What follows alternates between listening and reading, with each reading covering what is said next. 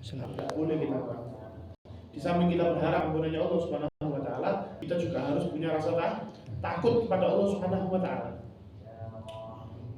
Nah, hisab nanti itu kata Rasulullah SAW akan semakin ringan bagi siapa?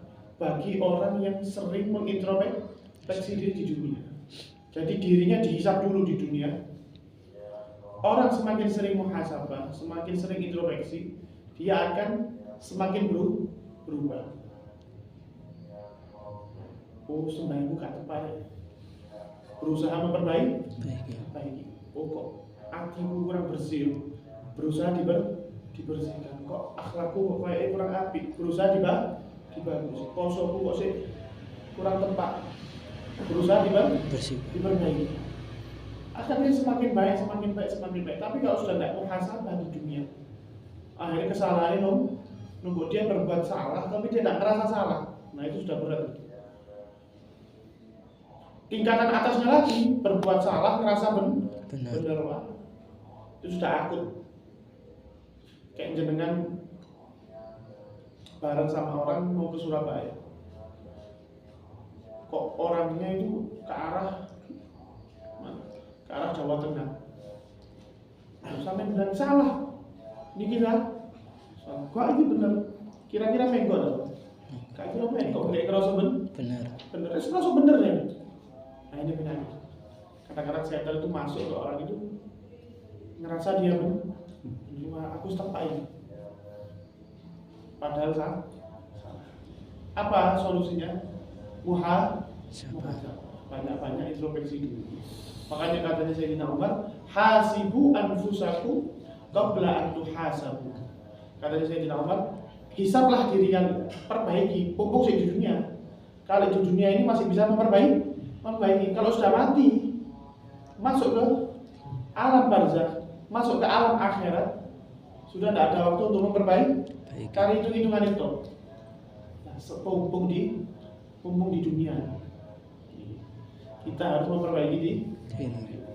Ulama-ulama dulu itu setiap malam muhasabah itu setiap malam, tidak luput. Kira-kira malam ini banyakan berbuat baik apa banyakan berbuat dosa?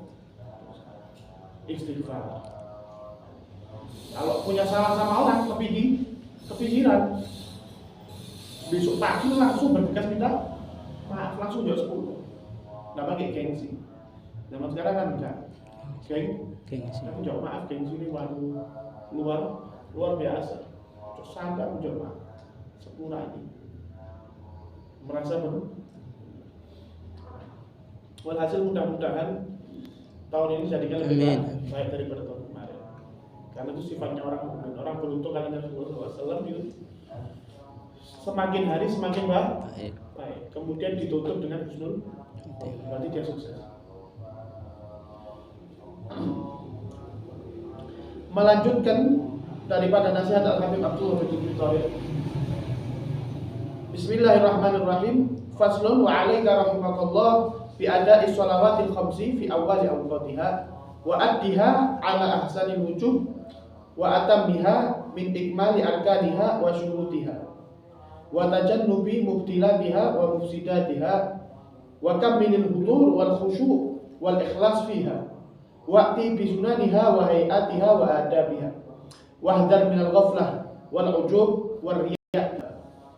Beliau sekarang bahas tentang sholat lima waktu.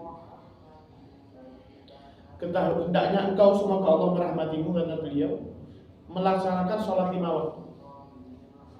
Fi awali awqatiha, di awal waktunya.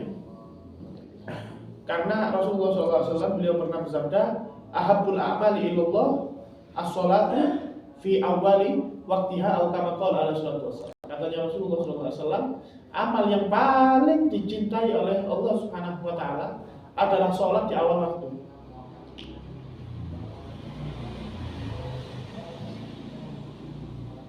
Jadi jangan menunda sholat karena hal-hal yang lebih remeh daripada sholat. Jangan dahulukan perkara lain. Kadang-kadang kita ini mendahulukan perkara lain. Kenapa? Karena ihtimamnya sama sholat itu kurang zaman sekarang, terutama kita ini. Perhatian kita terus terang aja sama sholat itu kurang.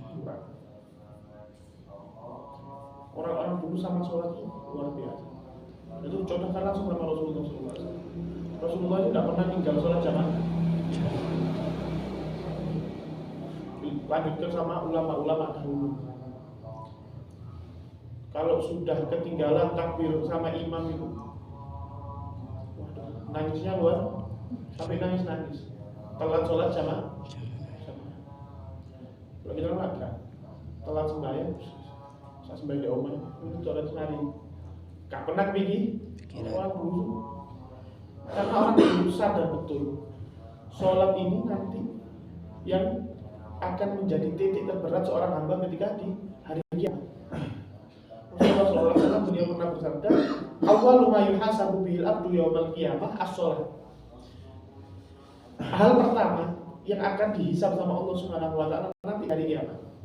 Karena orang itu amalnya banyak, paham. Perbuatan baiknya banyak macam. Perbuatan buruknya banyak macam. Pertama kali dilihat sama Allah Subhanahu wa taala sholatnya. Kalau sudah sholatnya baik, insya Allah seluruh amalnya baik. Kalau sudah sholatnya gak tepat, alamat, tanda-tanda amal-amal lainnya gak tepat. Sama Allah sudah tegaskan, sholat itu mencegah kemungkaran dan perbuatan kecil. Tapi kok orang sembahyang biasanya Allah, ya berarti sholatnya gak tepat.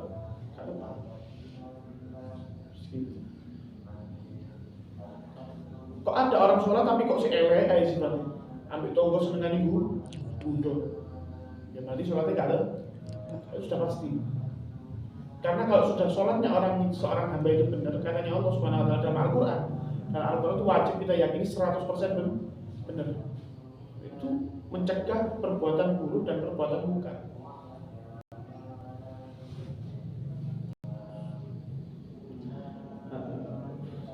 Wa addiha ala ahsanil wujuh. Kemudian usahakan sholat itu dengan cara yang terbaik. Artinya apa? Nanti di berikutnya dijelaskan apa maksudnya sholat dengan cara yang terbaik itu bagaimana. Yang pertama, min ikmali arkaniha wa syurutiha, menyempurnakan rukun-rukun dan syarat. Hati-hati diperhatikan. Rukun-rukunnya jangan sampai lepas, syarat-syaratnya jangan sampai lepas. Ini yang paling penting. Daripada rukunnya sholat sudah jelas ya, baca Al-Fatihah, ruku, i'tidal, sujud, kemudian dua sujud, tasyahud akhir, salam, itu rukun-rukunnya perhatikan. Dan syarat-syaratnya juga diperhatikan. Kadang-kadang orang itu sholat, pokoknya sholat. Syarat-syaratnya sholat diantaranya penutup aurat. Kadang-kadang kalau sudah pas Jumatan, terutama pas Jumatan, kadang-kadang pas Jumatan ngumpul. Pas sujud itu pinggulnya ini ya kelihatan. Ya celono, kelambi ini cekak, pas sujud ya. Nah, ini berarti tidak perhatian ya. Berarti dia tidak perhatikan sholat. Atau syaratnya tidak terpenuhi. Yang pertama. Yang kedua, watajan buktilatiha, menghindari hal-hal yang membatalkan sholat. Di antaranya membatalkan sholat, makan. Mungkin kosong ono sembahyang ambil bawa sego padang itu nggak harus. Bawa coklat kan mustahil. Tidak harus itu tok. Selilit. Terus makan ayam, ada selilitnya. Dilek, batal kalau besar. Kalau sengaja, batal. Mau besar, mau kecil, kadang-kadang orang nggak kerol, langsung dilekai. Maaf, dahak, riak kalau orang Jawa nih. Riak. Sudah keluar, dilek, batal. Ya penting betul, makan tidak ada orang gawe ciki. Sholat sampai makan ciki, kawan mah. Masa ada orang kayak itu termasuk makan, memasukkan sesuatu Suatu dalam Ada seiring itu perlu diperhati. Gerak 3 kali secara berturut-turut tanpa jeda juga membatalkan sholat. Ada namanya.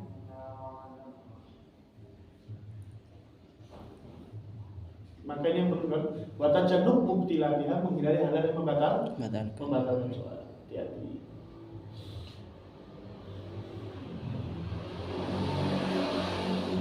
Wakam setelah syarat rukunnya semua sudah terpenuhi semaksimal mungkin, menghindari hal-hal yang membatalkan, kemudian berusahalah hudur. Hudur itu apa? Hudur itu hatinya nggak kemana-mana, hatinya hadir. Dia memaknai, memahami apa yang sedang dia kerjakan. Hudur, hatinya hadir. Nah, kemana? Kita memang setan ini pinter. Maka setan itu benar-benar mengalir di diri manusia bersamaan dengan mengalirnya darah setan itu. Ono elek sebagian. Sebelum takbir gak kepikiran apa-apa. Begitu takbir, Allah Akbar. Pikirannya nanti. Moro-moro ingin cerita piye. Tiba-tiba ingin koncoe. Enggak ada sebab lho. Moro-moro sepeda mungkin tak gini enak. Setengah-tengah sembahyang. Pikirannya mana? Tidak hudur. Sulit tapi diusahakan. Tidak bisa orang itu langsung. Beda sama perkara-perkara dzahir. Kalau perkara-perkara dzahir itu tidak bisa langsung amalnya. Barang siapa yang puasa di hari Asyura maka dosanya diampuni setahun. Hari Asyura jenengan tinggal puasa. Itu kalau perkara barang siapa yang sholat duha rezekinya dilancarkan oleh Allah Subhanahu wa taala dan insya Allah tidak menjadi orang munafik.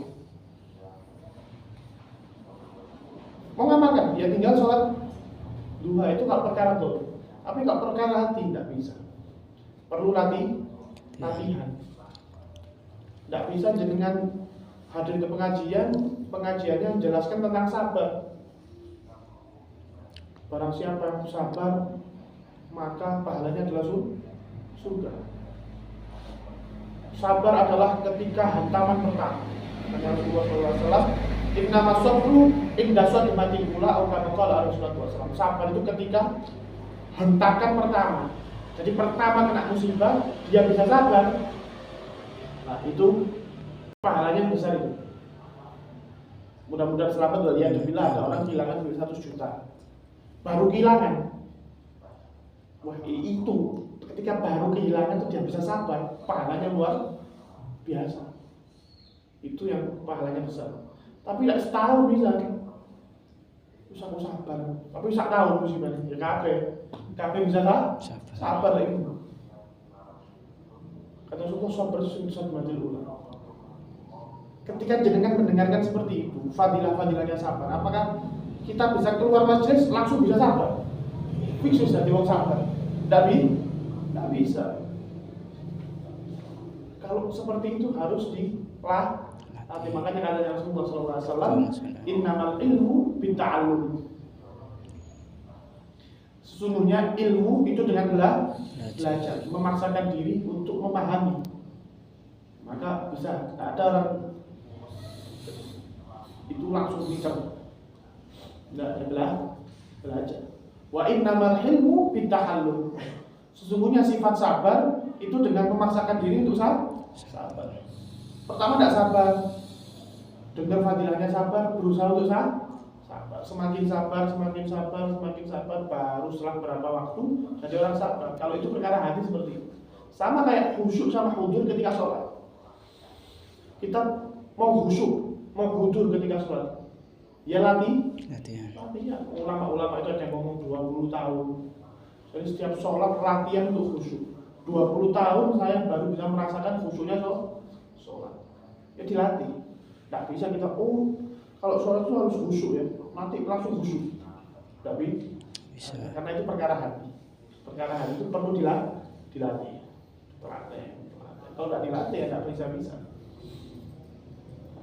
Sombong, ikhlas, itu dilatih. Orang nggak sombong, nggak boleh sombong. Rasulullah SAW beliau pernah bersabda, la yadkhulul jannata man kana fi qalbihi mithqalu dzarratin min kibrin. Tidak masuk surga awal-awal. Masuk surga ini karen-karen. Siapa? Orang yang di hatinya ada satu biji dzarrah, satu biji atom sih. Dzarrah macam-macam. Satu debu daripada kesombongan. Apa ulama menafsir satu biji kesombongan ini apa? Orang merasa lebih mulia dari satu orang, berarti sudah masuk kata sombong. Ada satu orang yang dia merasa lebih mulia dari dia, maka dia sudah masuk kategori sombong. Dia itu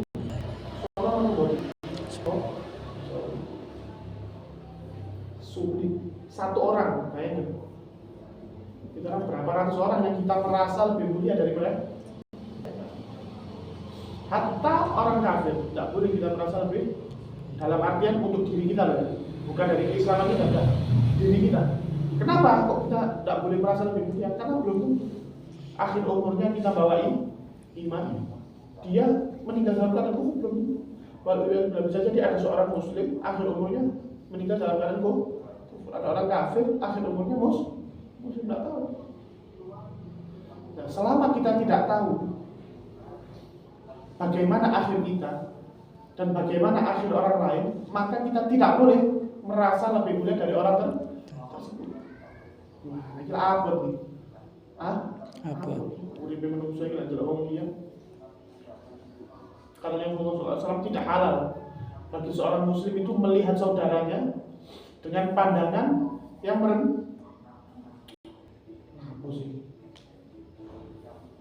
mandang muslim rendah. Tidak halal kata Rasul, haram. Binazratin tu'zi, dengan pandangan yang sekiranya orang itu tidak nyaman. Level, bukan level saya. Tidak boleh. Lah, ini apa? Perkaranya bagaimana ya dilatih? Merasa lebih mulia dari Rasul. Gak. Berutan. Sama binatang aja kita belum tentu lebih mulia. Binatang dalam Al-Quran diceritakan nanti setelah satu sama lain saling iktas itu menuntut haknya. Binatang itu nanti dari sifat adilnya Allah Subhanahu wa taala, dia bisa menuntut hak sesama binatang ataupun kepada manusia. Sing senengane nyambung ayam, ya nanti dituntut sama ayamnya. Dari sifat adilnya Allah Subhanahu wa taala. Ada binatang zalimi, binatang yang lain dituntut sama Allah Subhanahu wa taala. Kambing bertanduk, nunduk. Kambing liane sampai gede dituntut sama Allah Subhanahu wa taala. Diadili. Setelah semua binatang mendapatkan haknya, mereka dijadikan debu, jadi pasir, hilang. Makanya diceritakan dalam Al-Quran surat An-Naba, yaqulul kafiru ya laitani kuntu turaba. Ketika melihat itu orang kafir, ya Allah, kan artinya orang kafir mengatakan andai saja saya menjadi debu seperti mereka. Jadi pasir. Artinya apa?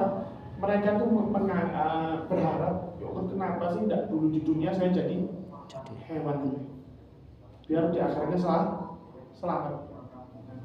Nah, hewan itu nanti jadi debu, tidak masuk surga, tidak masuk neraka, kecuali beberapa hewan. Tidak masuk surga, tidak masuk neraka, mana jadi debu. Nah, manusia niku belum tentu dia lebih mulia dari hewan. Kalau manusia nanti waliyadzubillah dia meninggal dalam keadaan kufur, masuk neraka, lebih hina dari hewan yang jadi debu. Sama hewan aja kita tidak boleh merasa lebih mulia. Aku tuh bukan dilatih. setiap merasa hebat, semuanya dari Allah. Merasa lebih mulia dari orang, saya nggak lebih mulia, itu terus gitu. Kalau saya tidak salah, Habib Abu Bakar bin Abdullah Al-Idris itu untuk mengobati sifat sombongnya, beliau itu tidur di tempat sampah 3 tahun untuk ngedes rasa sombong. Orang-orang dulu sampai ada kayak gitu, punya mampu tapi tidak mau tidur di tempat sampah, menghilangkan sifat sombong, saking wedi punya sifat sombong. Jadi orang udah levelnya tak lebih berdebat. Bagaimana itu? Nah, sama kayak khusyuk dan hudur ketika sholat. Khusyuk sama hudur ketika sholat juga dilatih pelan-pelan. Kemudian wal ikhlas fiha, usahakan ikhlas ketika sholat. Apa itu ikhlas? Ikhlas adalah al-amalu lillahi wahdahu. Ikhlas itu beramal untuk Allah, itu namanya ikhlas. Beramal untuk Allah itu namanya ikhlas. Jadi amal murni saya kerjakan karena Allah Subhanahu wa taala, tidak ada tendensi, tidak ada sebab lain. Itu namanya amalan apa? Makanya katanya ulama, tidak boleh seseorang itu beramal karena selain Allah Subhanahu wa taala. Sholat supaya dilihat orang, haji supaya dipanggil kaji. Bagus tua sih belum muncul kaji. Gengsi lah. Bela-bela nih haji itu niatnya ingin dipanggil Pak Kaji.